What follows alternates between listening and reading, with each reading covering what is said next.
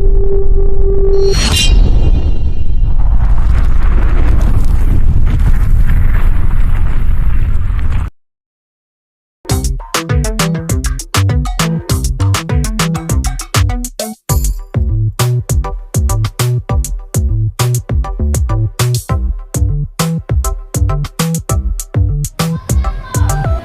beria tanpa kadar, air tenang seperti berlian. Izinkan saya ucapkan salam untuk para hadirin sekalian. Assalamualaikum warahmatullahi wabarakatuh.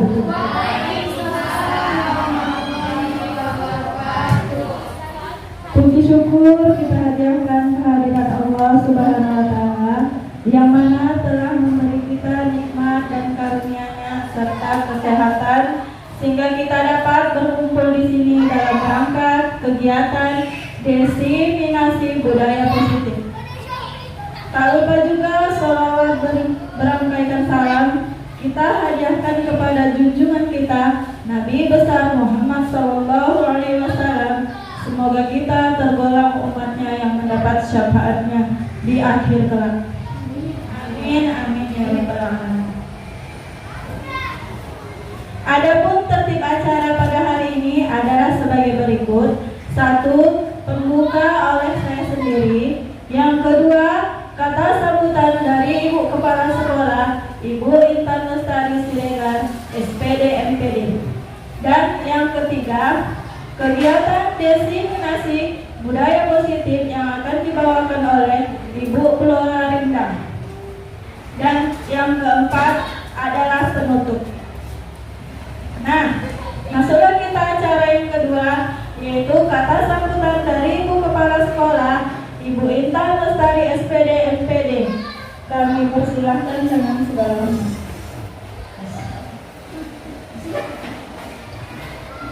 Assalamualaikum warahmatullahi wabarakatuh.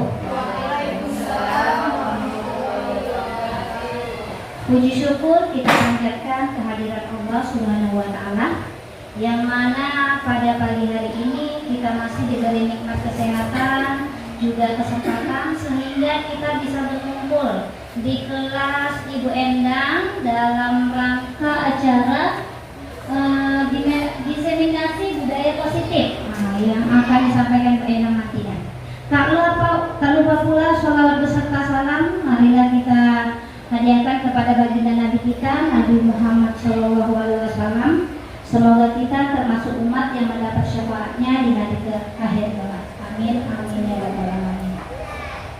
Yang saya hormati para bapak ibu guru, tenaga kependidikan yang ada di SD Negeri 132411, dan hormat yang sama pula kepada Ibu Endang yang hari ini akan melakukan diseminasi budaya positif di kelas ini dan akan mengimbaskan apa yang dia dapat dalam program guru penggerak.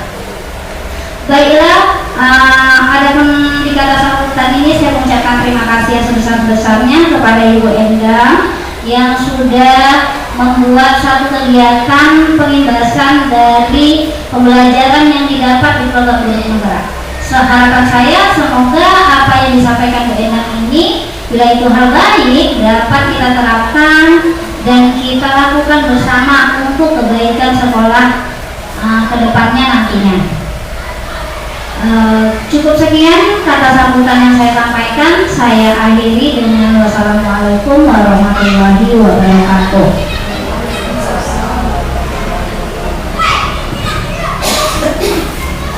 Terima kasih Bu Kepala atas bimbingan serta arahannya. Masuklah kita acara yang ketiga, yaitu kegiatan diseminasi budaya positif yang akan dibawakan oleh pemateri kita Ibu Flora Rindang Armedia Gustarini SSI. Kepada Ibu kami persilahkan.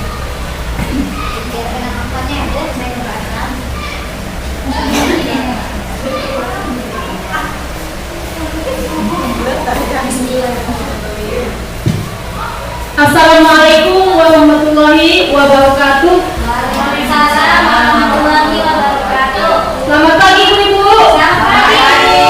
Masih semangat Ibu? Semangat. Saya mau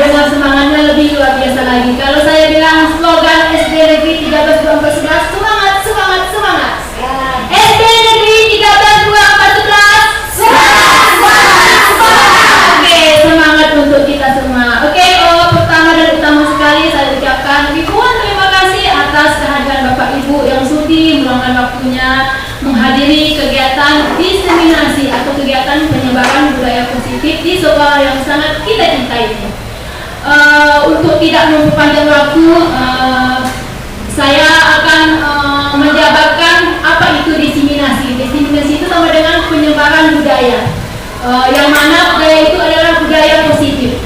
Nah, jika ibu-ibu mendengar kata istilah budaya positif, kira-kira apa yang terbesit di pikiran ibu? Apa yang tergambarkan di pikiran ibu? Tidak bisa menjawab? Jika kita mendengar ada kata-kata orang mengucapkan budaya positif, kira-kira apa yang tergambar di pikiran kita? Kebiasaan. Iya, budaya itu positif. iya. Boleh. Contohnya? Misalnya kedisiplinan Iya. yang biasa dilakukan di budaya kita. Gitu. Iya, oke. Terima kasih Bu Atina. Budaya positif. Nah, budaya positif terdiri atas dua kata, budaya dan positif. Nah, budaya ini memang benar kata Ibu Ati, budaya ini berkaitan dengan kebiasaan atau pembiasaan. Sedangkan positif ini berkaitan dengan hal-hal yang baik. Iya. Jadi budaya positif itu bisa kita simpulkan kira-kira kebiasaan-kebiasaan baik yang perlu kita terapkan di mana saja, tidak hanya di sekolah, di rumah, atau di lingkungan masyarakat. Budaya positif ini tidak hanya siswa yang kita tuntut, tapi kita sebagai guru yang sejatinya bisa juga melaksanakan budaya positif. Nah, budaya positif ini agar bisa terlaksana dengan baik, maka diperlukanlah namanya motivasi dalam diri atau motivasi intrinsik.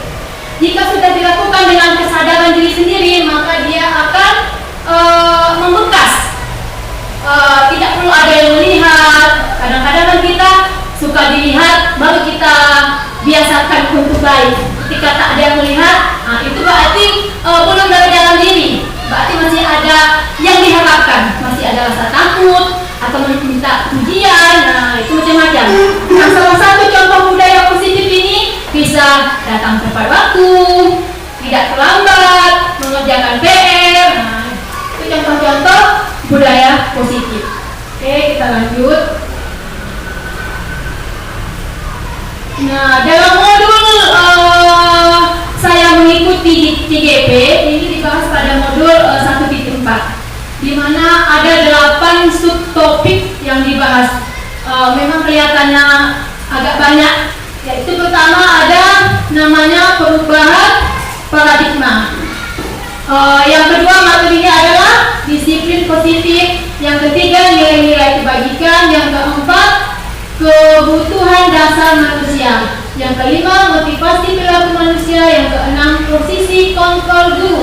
Jadi ada istilah guru itu punya posisi kontrol. Kemudian yang terakhir yang sedang didengung-dengungkan ini dalam IKM yaitu pembuatan keyakinan kelas. Dan yang terakhir ilmu baru yang saya dapat dari CGP ini segitiga restitusi. Ini sungguh menarik. Kalau menurut saya segitiga restitusi ini sangat menarik. Nanti kita bahas bagaimana menariknya. Oke, kita lanjut ke pembahasan yang pertama.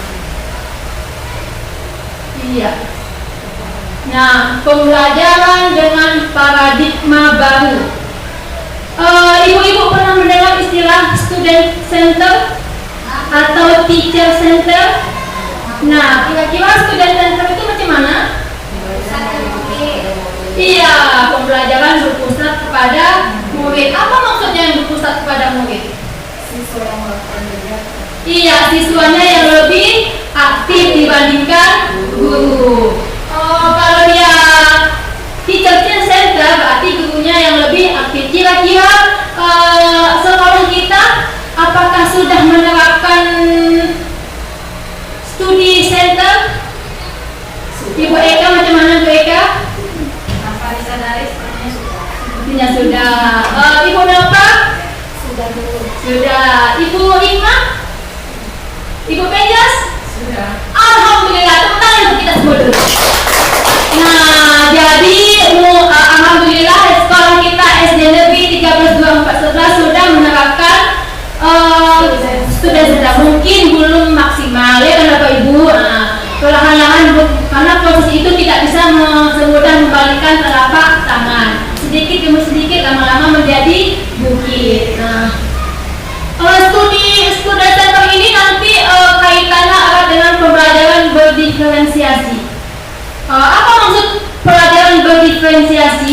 berdiferensiasi itu dari bahasa Inggris different. Different itu berbeda. Apa maksudnya berbeda di sini? Kan kemampuan anak itu berbeda. Ada anak itu yang kesiapan belajarnya cepat menangkap. Ada anak itu agak menengah, ada yang sedang. Nah, seharusnya kita sebagai guru memberikan materi itu disesuaikan dengan kesiapan belajar anak. Kalau kita selama ini materi itu sama rata semua untuk anak yang cepat menangkap, kurang menangkap, materinya sama. Yang diferensiasi ini dibedakan berdasarkan kesiapan belajar anak, berdasarkan minat anak. Minat ini ada anak itu yang sukanya menggambar, ada minatnya memang suka dia matematika. Jadi dibedakan menurut minatnya. Berarti kita sebagai guru menyediakan alat-alat media pembelajaran yang sesuai minat anak, sehingga pembelajaran itu cepat diserap anak. Yang mana pembelajaran berdiferensiasi sehingga peserta didik belajar sesuai dengan kebutuhannya. Kebutuhan ini ada yang kebutuhan kodrat dari bawaan dari lahir. Ada dia kebutuhannya mengikut zaman. Kalau sekarang ini makanya guru-guru diminta untuk paham IT, karena anak-anak zaman sekarang ibu tengoklah kehidupannya tidak lepas dari handphone. Mau tidak mau, suka tidak suka, kita tentu harus mengikuti perkembangan zaman. Kalau tidak kita gunakan, tetap diam di tempat, tak maju-maju kita, Bu. Akhirnya anak kita tak menghargai kita. Maksudnya tak menghargai ini maksudnya ibunya kuno. Tapi ketika gurunya pandai IT, bisa mengikuti selera dia, selera si anak, mungkin pembelajaran itu terasa tidak membosankan bagi si anak, sehingga dia lebih cepat menangkap.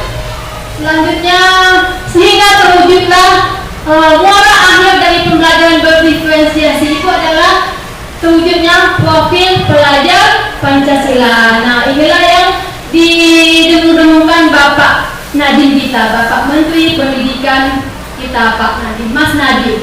Ada berapa kira-kira Ibu dimensi profil pelajar Pancasila? 6. Iya, ada 6. Ini di depan ada 6. Mungkin gambarnya kurang jelas. Yang pertama yaitu beriman dan bertakwa kepada Tuhan Yang Maha Esa. Maksudnya anak-anak kita diharapkan bukan hanya sekedar tahu agamanya, tetapi dia juga menjalankan agamanya dalam kehidupan. Kadang-kadang sebagian anak itu tahu sholat, tahu tapi tidak dilaksanakan, tidak dijalankan. Itu yang dituntut. Kemudian berkebinekaan global. Apa maksudnya berkebinekaan global? Kadang-kadang di kelas kita itu ada anaknya dari orang Padang, keturunan Jawa. Itu maksudnya. Walaupun berbeda-beda, tetapi tetap mendahulukan menghargai, saling menghargai antar sesama. Selanjutnya kemudian walaupun dia berbeda-beda, dia tidak open-minded, maksudnya tidak terbuka dengan kebudayaan orang lain. Lanjut, bergotong royong. Bergotong royong di sini maksudnya tidak hanya terpaku pada kebersihan, gotong royong membersihkan sekolah, tapi gotong royong ini erat kaitannya dengan kerjasama. Jadi kok nggak gotong royong itu persepsi kita selama ini hanya untuk kebersihan saja yang gotong royong. Ternyata gotong royong ini bisa untuk kerjasama atau kolaborasi, kerjasama guru dengan murid, murid sesama murid, guru dengan orang tua, dan keluarga sekolah lainnya. Kemudian kreatif. Ya, kreatif di sini maksudnya anak-anak itu kreatif menggunakan media yang sudah diberikan gurunya. Bernalar kritis. Bernalar kritis ini maksudnya berpikir secara logis, berpikir sesuai fakta. Kadang anak-anak ini, Bu, banyak pertanyaannya, jangan Ibu marahi. Ada saja yang ditanyakan. Itu sudah ciri-ciri anak yang bernalar kritis. Kadang pun tak selalu kita menjawabnya, saking banyaknya pertanyaan anak-anak ini. Bu, kenapa begini, Bu? Bu, kenapa begini, Bu? Itu sebetulnya anak-anak itu sudah menunjukkan dia bernalar kritis. Dan yang terakhir, mandiri. Mandiri ini erat kaitannya dengan tanggung jawab. Jadi anak itu bertanggung jawab dengan apa yang sudah dilakukannya. Itulah yang elemen penting dalam mandiri. Mudah-mudahan di sekolah kita perlahan demi perlahan bisa mewujudkan profil pelajar Pancasila. Nah, ini selanjutnya miskonsepsi tentang teori kontrol. Miskonsepsi itu salah pengertian, salah persepsi. Nah, apa itu ilusi guru bisa mengontrol? Oke, guru bisa mengontrol. Apa maksudnya ilusi guru bisa mengontrol? Ketika anak sedang melakukan pelanggaran, terlambat ke sekolah, gurunya memberikan konsekuensi. Setelah dimarahi atau dihukum, ternyata anak itu tidak terlambat. Persepsi si guru berarti dia tidak bisa mengontrol muridnya. Padahal itu sebetulnya belum, Ibu. Itu hanya sekadar dia takut. Nah, itu dia. Lanjut, ilusi bahwa kritik pembuat rasa bersalah mampu menguatkan karakter. Pembuat bersalah ini, kita kan selalu tak kasihan kamu dengan mama kamu. Begini tingkah kamu, mama kamu capek di rumah begini-begini mencari nafkah, kamu begini tingkah laku kamu di sekolah. Itu dia sudah membuat dirinya merasa bersalah. Besoknya dia mengubah persepsi kita, anak itu berubah dengan apa yang kita ucapkan semalam. Padahal itu belum tentu, Ibu. Nah, itulah dia yang miskonsepsi tadi. Selanjutnya, penguatan positif, efektif dan bermanfaat. Kita berpikir bahwa ketika kita memberikan penguatan kepada murid, ternyata itu efektif, itu menurut kita, padahal juga belum tentu. Karena sejatinya yang mengontrol diri kita sendiri itu bukan orang lain, tapi siapa? Diri kita sendiri. Itu kuncinya. Kemudian orang dewasa berhak memaksa. Karena kita guru, kita dewasa, seakan-akan kita beranggapan anak itu bisa kita kontrol. Dan atasan begitu juga terhadap bawahan. Mungkin karena dia posisinya di atasan, maka dia persepsi dia mampu mengontrol anak buahnya begitu. Tapi sebetulnya itu belum tentu, karena yang sejatinya yang mengontrol diri sendiri atau diri kita adalah diri kita sendiri, bukan orang lain. Oke, lanjut. Nah, mengubah paradigma stimulus respons ke pendekatan teori kontrol. Berarti paradigma kita yang selama ini harus kita ubah dari stimulus respon ke teori kontrol. Yang pertama itu realitas kebutuhan kita sama. Kalau murid itu semuanya harus dapat pelajarannya, harus bisa menangkap. Itu persepsi kita. Padahal kenyataannya kebutuhan itu berbeda-beda, kebutuhan murid itu berbeda-beda. Tapi tujuannya sama begitu, tapi kebutuhannya berbeda-beda. Untuk mencapai tujuan pendidikan ini, maka kebutuhan yang berbeda-beda itu yang kita akomodir, sehingga tujuan bersama dapat dicapai. Kalau kita kan misalnya mau menerapkan matematika tentang penjumlahan bilangan bulat, materinya sama, kita buat semuanya untuk anak. Sedangkan kebutuhan anak ada berbeda-beda. Ada anak itu belum siap untuk perkalian, belum siap untuk mengurangan. Nah, sehingga pandai-pandai guru lah mengakomodir kebutuhan anak tadi. Kemudian semua orang melihat hal yang sama, sedangkan semua orang itu melihat hal yang berbeda. Karena setiap orang itu tidak selalu pandangannya itu sama. Mungkin menurut Ibu Ira yang saya lakukan baik, tapi menurut Bu Ati belum tentu baik. Nah, oke. Selanjutnya, perilaku guru dilihat sebagai suatu kesalahan. Nah, ini yang paling sering kita lakukan. Perilaku guru dilihat sebagai suatu kesalahan. Kalau sudah buruk berarti itu salah, tetapi belum tentu. Karena semua perilaku itu punya tujuan. Jadi kita selidiki dulu kenapa anak itu berbuat salah. Ada tujuannya. Mungkin kalau dia mencuri, mungkin karena tidak dapat jajan dari mamanya. Nah, itu tujuannya. Padahal itu sebetulnya dia sedang melakukan kesalahan, tapi jangan dinilai itu satu kesalahan. Dia sedang mencuri, itu memang salah dia. Tapi selidiki dulu apa tujuan dibalik itu. Ternyata dia perutnya lapar, uang jajan tidak ada dari mamanya, akhirnya dia mencuri. Jadi jangan langsung dijudge bahwa anak itu salah. Itu nanti kita sudah menerapkan identitas gagal pada anak. Selanjutnya ini dia, orang lain bisa mengontrol saya. saya. Seharusnya hanya diri kita sendiri yang bisa mengontrol kita. Dan pemaksaan adalah suatu bujukan gagal. Sedang seharusnya kolaborasi dan konsensus menciptakan pilihan-pilihan baru. Jadi biasanya selama ini kita kalau anak kita melanggar aturan kita bujuk, ayo nah, macam anak saya tak mau di pesantren, dipaksa juga, ayo nah, baca majuan diberikan. Akhirnya toh tidak juga. Ternyata apa? Berikan dia pilihan. Apa mau dia? Dengan begitu mungkin si anak ini bisa lebih mengeluarkan identitas dia daripada kita paksa nanti belakangan tentu hasilnya tidak akan baik. Oke, lanjut. Berpikir menang kalah. Kok selama ini kita kan berpikir menang kalah, tetapi seharusnya apa? Berpikir menang-menang, tak ada kalahnya, menang-menang, atau dalam bahasa Inggris win-win solution. Seharusnya kita ini tak kalah sebetulnya begitu. Jangan dipersepsikan kalah, tetapi belum beruntung. Gitu. Oke, kita lanjut. Iya, kita editing dulu.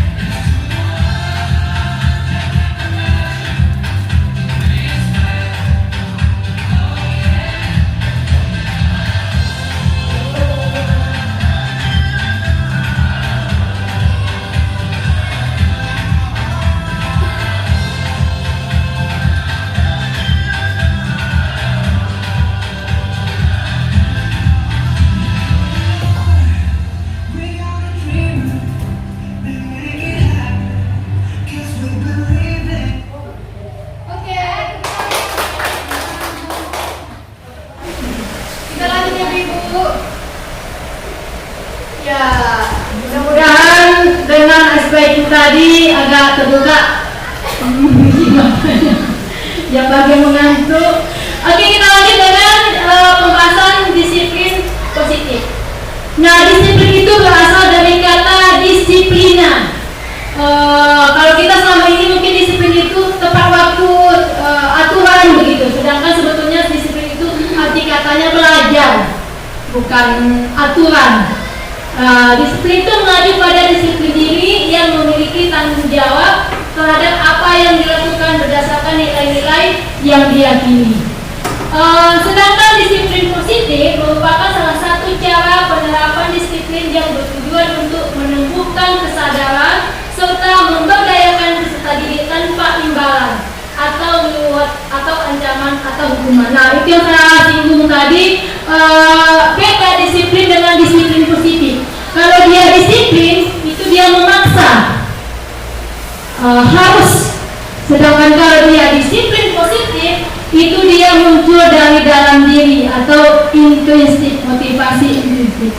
Kenapa yang ini yang mau kita kembangkan? Karena dia tidak mengharapkan imbalan, tidak takut akan hukuman, jadi dia kesadarannya sendiri untuk melakukannya.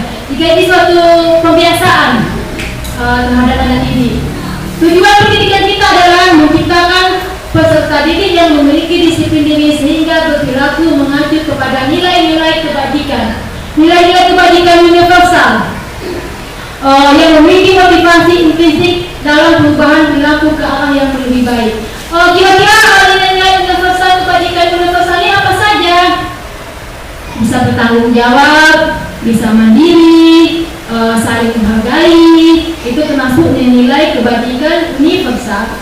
Oke, kita lanjut. Iya, nah ini dia nilai-nilai kebajikan. Nilai-nilai kebajikan adalah nilai-nilai yang disepakati bersama, lepas dari suku bangsa, agama, bahasa maupun latar belakang. Jadi nilai-nilai kebajikan ini sudah kita sepakati bersama. Kalau di sekolah berarti nilai-nilai kebajikan di sekolah. Jadi nilai-nilai kebajikan ini berbeda-beda setiap instansi, tergantung apa yang sudah kita sepakati bersama. Kata kuncinya ini bersama, disepakati bersama. Nah, itulah nilai-nilai kebajikan. Tapi kalau nilai-nilai universal, beda lagi. Kalau universal itu semua, mau sekolah instansinya, mau pendidikan, mau kesehatan, itu semua universal. Tetapi kalau nilai-nilai kebajikan berarti nilai-nilai yang sudah disepakati oleh instansi masing-masing. Contohnya ini, profil pelajar Pancasila ini untuk instansi pendidikan. Ya, seperti apa contohnya yang disepakati secara bersama? Ini dia beriman dan bertakwa, ini semua ke dalam profil pelajar Pancasila. Yang ini Info Primary Years program, berarti ini program PYP. Ini suatu lembaga sosial. Apa di situ? Dia toleransi.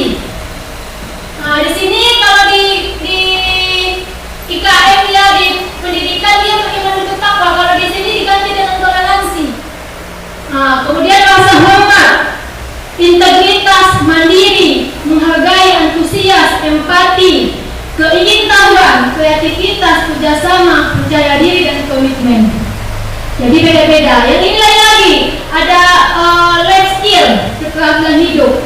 Dia di sini tak ada lagi pakai agama di sini. Dia dapat dipercaya, tidak mengambil poin tentang agama. Lurus hati. Life skill ini bagaimana kita bertahan hidup. Tidak meremehkan orang lain, memberikan yang terbaik dari diri kita. Itu untuk organisasi life skill. Oke, kita lanjut. Jadi dari sana sudah mengatakan Bapak Ibu mana yang nilai-nilai universal dan nilai-nilai kebajikan. Kita lanjut. Iya. Kebutuhan manusia. Kalau dalam dulu saya belajar ekonomi, ada kebutuhan macam-macam kebutuhan. Itu terbagi 3. Kebutuhan primer, sekunder, lux, ya, kebutuhan mewah akan barang-barang mewah. Nah, yang ini kebutuhan menurut ilmu humanistis atau menurut ilmu manusia. Kebutuhan manusia itu adalah kebutuhan yang sesuatu yang kita lakukan untuk mendapatkan apa yang kita inginkan. Seluruh tindakan yang kita lakukan memiliki tujuan tertentu, dan semua usaha terbaik yang kita lakukan adalah dalam rangka memenuhi kebutuhan dasar kita. Kira-kira ada berapa kebutuhan dasar manusia? Ada 5. Ya, ada 5. Kebutuhan manusia paling mendasar itu dikelompokkan menjadi 5. Mana yang 5? Ini dia yang 5.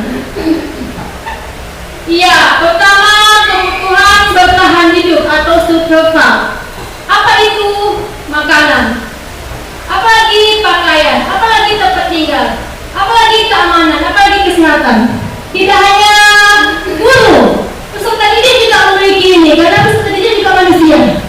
Maka dia perlu bertahan hidup.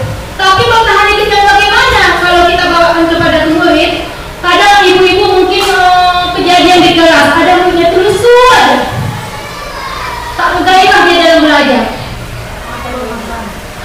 Rupanya dia belum makan. Macam si kejadian si Adha. Tak kaget percaya bendera. Rupanya dia tak sarapan. Berarti ini bertahan hidupnya belum terpenuhi. Macam mana anak tua tak bisa belajar fokus sedangkan perutnya kelaparan?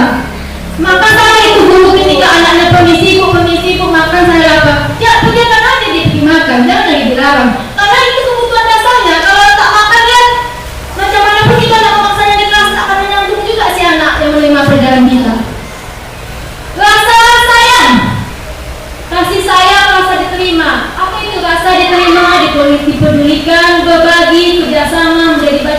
kelompok. Itu termasuk kasih sayang dan rasa diterima. Karena anak-anak itu tak ada yang sendiri. Ada anak ibu di kelas yang sendiri tak berkawannya, tak ada saya rasa ya kan. Pasti setidaknya ada punya kawan yang dekat satu. Oke, kemudian apa berkelompok? Iya, berbagi. Nah, anak itu tak bisa tak berbagi. Dalam hal pekerjaan pun bisa. Atau dalam menulis PR bisa juga berbagi ya kan Bu. Lanjut penguasaan. Penguasaan ini harga diri, keinginan untuk dianggap, memimpin, berprestasi, diakui. Itu penguasaan. Kadang anak-anak itu mau diakui hasil karyanya. Bu, begini Bu. Itu sebetulnya dia menunjukkan saya bisa. Bu, begini kan Bu. Padahal sudah begitunya, tapi entah kenapa caranya. Bu, begini kan Bu, ditunjukkan itu. Itu udah untuk kebutuhan penguasaan itu sebetulnya yang ditunjukkan kepada kita. Puas dia ditunjukkan. Nah, begini Bu, begini Bu. Padahal sebetulnya dah nampaknya sama dengan yang jadi dia puas. Tapi entah gimana, itu sebetulnya itu dia kebutuhan dia itu. Rasa. Iya. Bagaimana pula kalau misalnya ada diterangkan guru, udah jelaskan halaman sekian Bu. Nah, yang mana ditulis? Itu yang ini Bu, kasih sayang itu sebetulnya. Perhatian itu sebetulnya. Ini sayang. Itu sebetulnya kasih sayang, jadi tak diperhatikan. Orang mencatat sebaik Bu, yang mana ditulis? Iya, yang diperhatikan. Perhatikan ini ya. Anda hati dia tahu dia. Yang ini loh nak. Jadi minta perhatian itu. Oke, lanjut kebebasan. Nah, kebebasan ini berkaitan dengan gaya belajar anak. Kira-kira gaya belajar anak ada berapa? Ada macam mana gaya belajar anak yang ibu ketahui? Iya, ada gaya belajar visual dengan melihat. Ada gaya belajar anak-anak itu yang auditory, melihat dan mendengar. Ada yang kinestetik, tidak lagi saja. Nah, itu anak-anak kita kinestetik. Itu sudah lumrahnya anak-anak. Gaya belajar itu beda-beda. Anak-anak itu kadang suka bawa, suka melompat-lompat dulu dia bisa belajar. Itulah anak kinestetik. Makanya sekarang IKN ini kalau bisa pakai video, kan bisa didengar, bisa dilihat. Nah, itu dia. Itu kebebasan. Jadi ketika ada anak saya pernah duduk yang di bawah ini menulis. Tak serasi orang itu di atas meja. Lagi meja dia tenang aja Ibu, jangan dilarang. Itulah dia kebebasan. Berarti dia menunjukkan kebebasannya. Karena kita pun jangankan anak kita sendiri guru, tak mau kita dikumpulkan Bu, tak merdeka, dikekang kita. Kita sendirilah, begitu juga anak kita.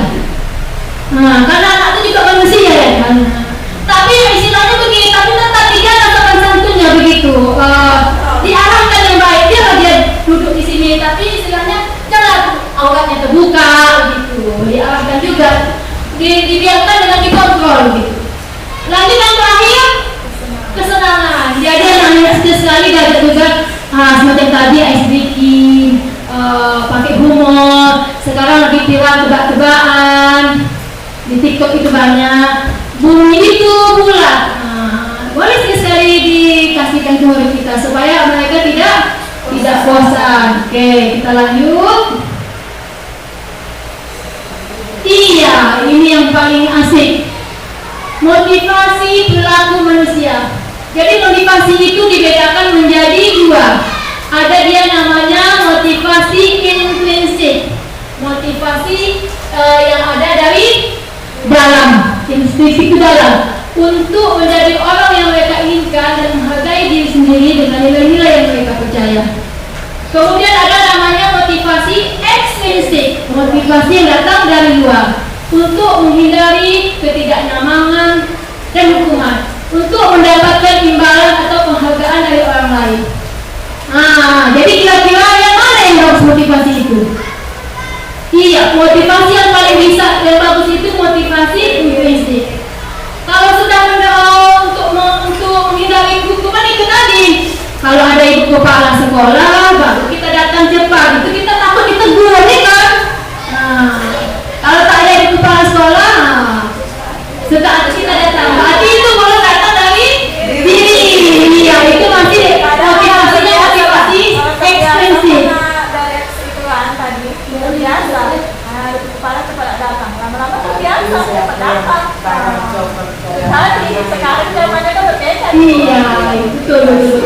Jadi kita ke anak didik kita upayakan menciptakan motivasi intrinsik.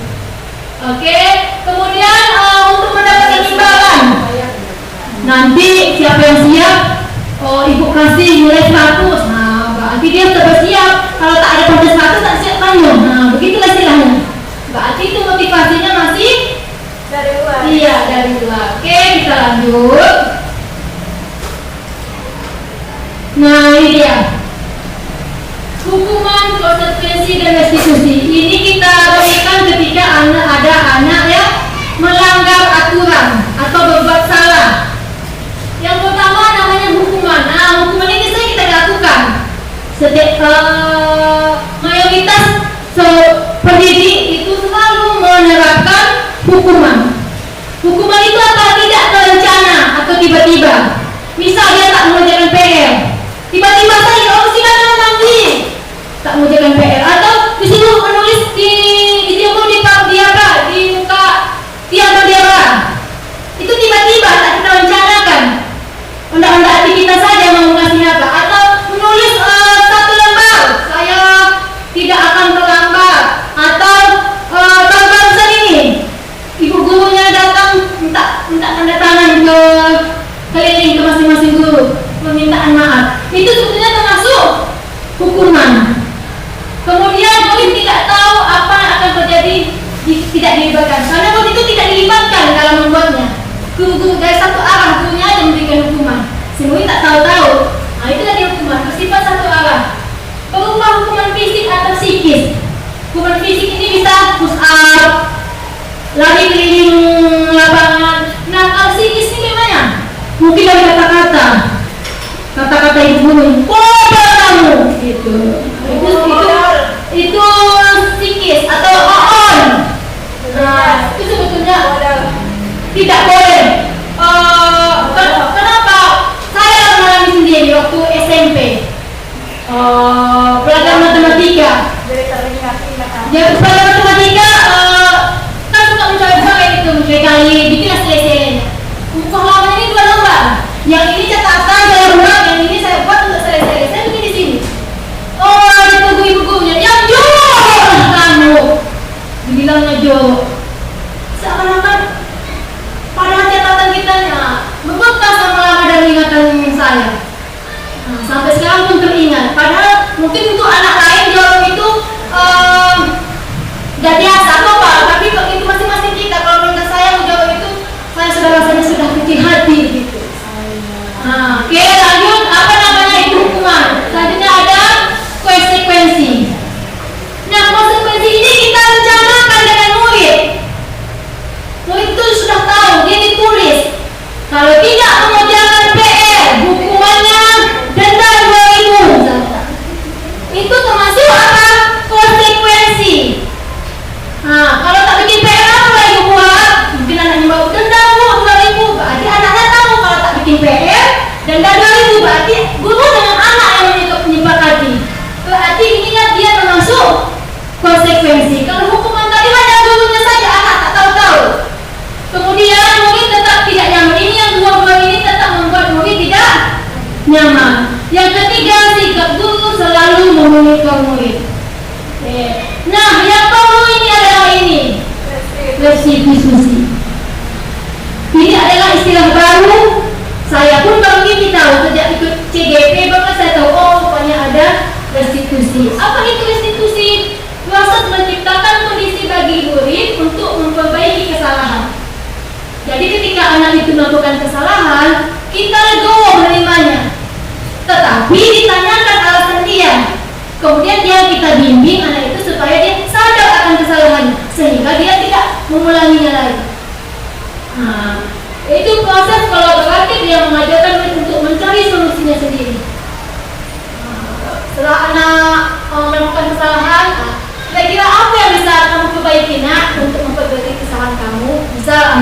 buat PR. Setelah kita tanya kenapa tak buat PR, semalam saya ketiduran Bu.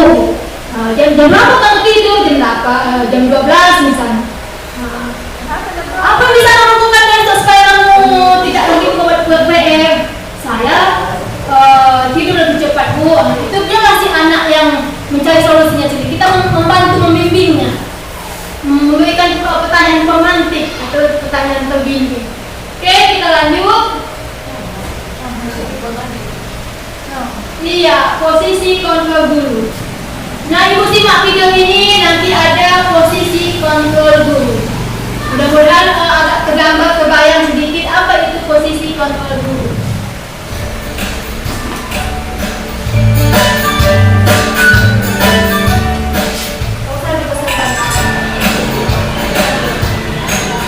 Bagi anak-anak, silakan PR yang kemarin Ibu berikan diletakkan di meja. Atau kamu sudah mengerjakan belum? Belum mengerjakan ya Bu. Kamu selalu ya mengerjain PR. Sekarang kamu duduk di depan, lalu tulis. Saya berjanji tidak akan mengulangi lagi.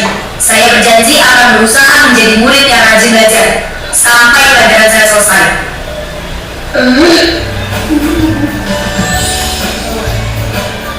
Pagi anak-anak, hari ini ada tugas ya. Ada yang belum mengerjakan? Anton, kamu sudah mengerjakan? Belum Pak. Kamu nggak ngerjain tugas ya? Kamu mau jadi apa nanti? Kamu lihat sekolah nggak sih? Coba bayangkan orang tuamu betapa kecewanya sama kamu. Kamu itu sudah kelas 5, harusnya bertanggung jawab sama dirimu sendiri. Maaf Bu, saya terlambat. Ya udah, nanti jangan diulangi lagi ya. Kalau kamu rajin, Ibu senang lihatnya. Ya, lain kali tepat waktu ya masuknya. Tas dulu dong. Kita kan teman. Wah, jadi kalau aku terlambat lagi, apa ya? Kamu kok nggak pakai baju olahraga? Bapak catat kamu sudah 3 kali loh nggak ikut olahraga bulan ini. Iya Pak, sudah 3 kali berarti saya dapat sanksi Pak.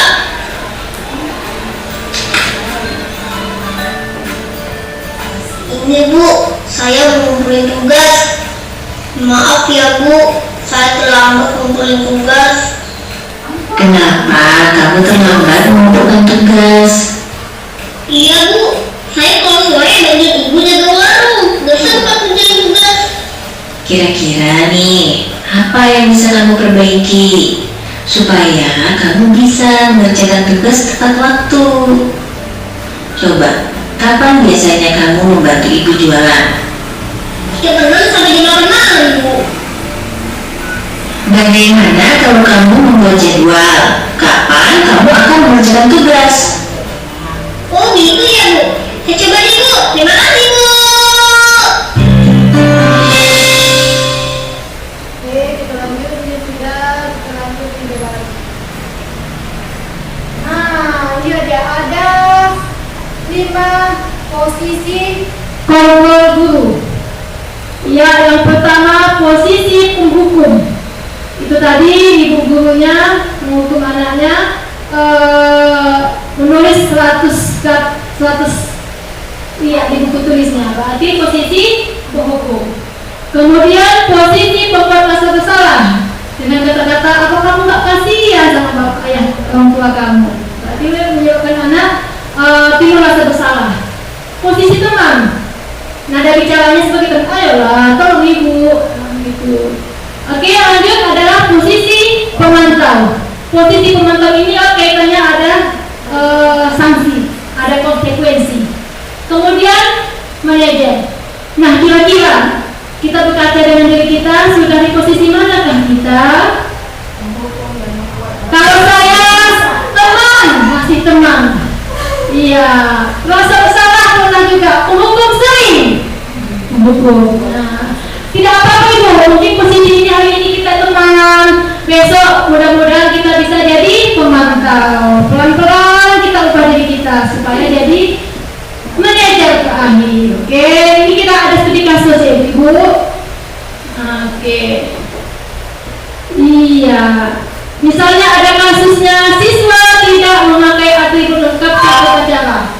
Ketika kita lakukan penghukum, maka kita suruh anak kita hormat pada bendera selama 1 jam. Nah, itu dia posisi penghukum. Kemudian kamu merasa bersalah. Berapa kali ibu harus memberitahu kamu? Kamu selalu saja mengecewakan ibu. Itu kira-kira nada bicaranya. Kemudian lanjut posisi teman. Ayo dong, ikuti aturan sekolah. Tolong bantu ibu ya, sekali ini. Ya sudah, tidak apa-apa. Lain kali jangan berbuat begitu ya. Itu kira-kira adegan untuk posisi teman. Pemantau, notasinya agak lain. Kamu sudah melanggar peraturan sekolah? Kamu tahu konsekuensinya. Setelah upacara, kamu beli atribut ya, kooperasi, dan jangan diulang lagi. Jadi kita sebagai guru ini bermain acting juga Bapak Ibu. Nah, jadi guru ini serba talenta. Acting harus bisa, IT juga bisa, kompeten semua. Aturan tulis sejahtera kita ya Bapak Ibu. Oke, lanjut posisi yang paling atas dia.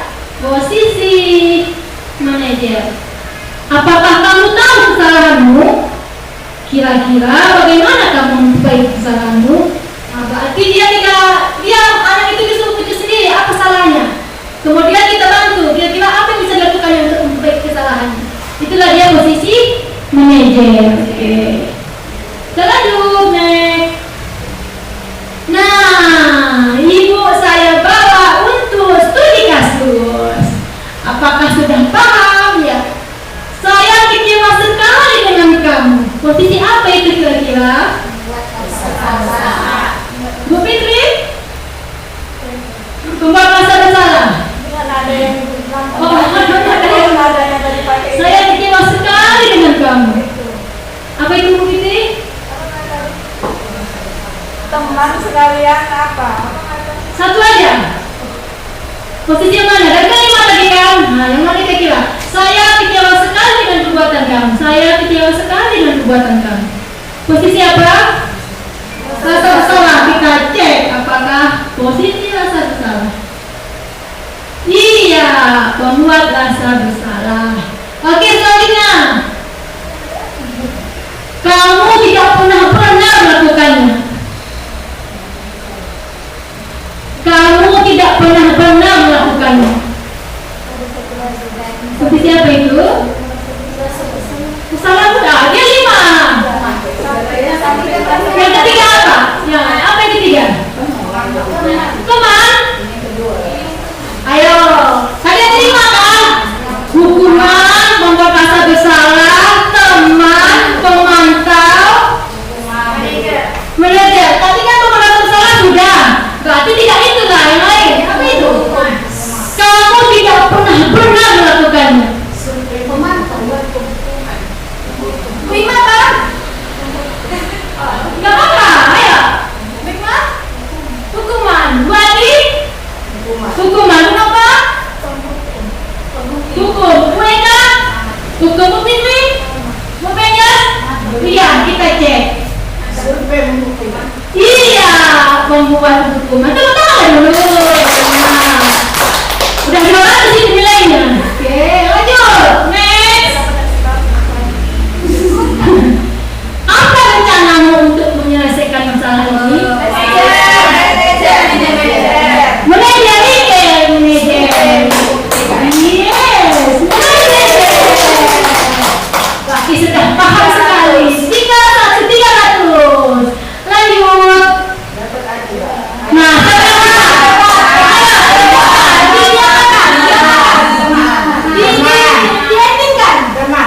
Ayolah, lakukan demi Bapak Ibu ya. oke.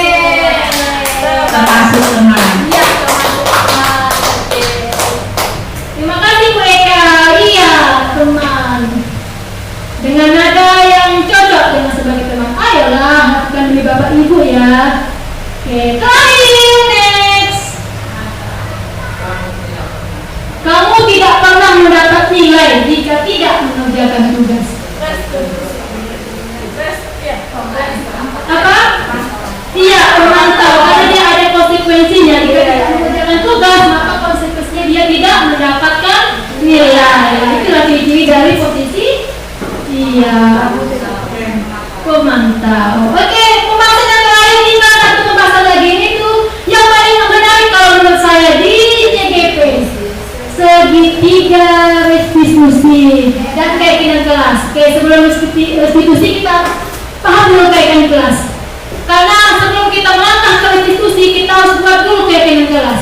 Tanpa membuat keyakinan kelas, maka tidak akan jalan restitusi. Nah, ini pertanyaannya. Ini sengaja saya tolongkan di sini. Nah, ini. Kenapa keyakinan kelas, bukan peraturan kelas? Ibu-ibu sudah pernah sering mendengar keyakinan kelas ini, sudah lama ini kan didengung-dengungkan. Kira-kira keyakinan kelas kenapa enggak peraturan kelas? Kenapa keyakinan kelas? Siapa kira-kira yang bisa memberikan masukan atau komentar atau tanggapan? Kenapa enggak peraturan kelas saja? Kenapa keyakinan kelas?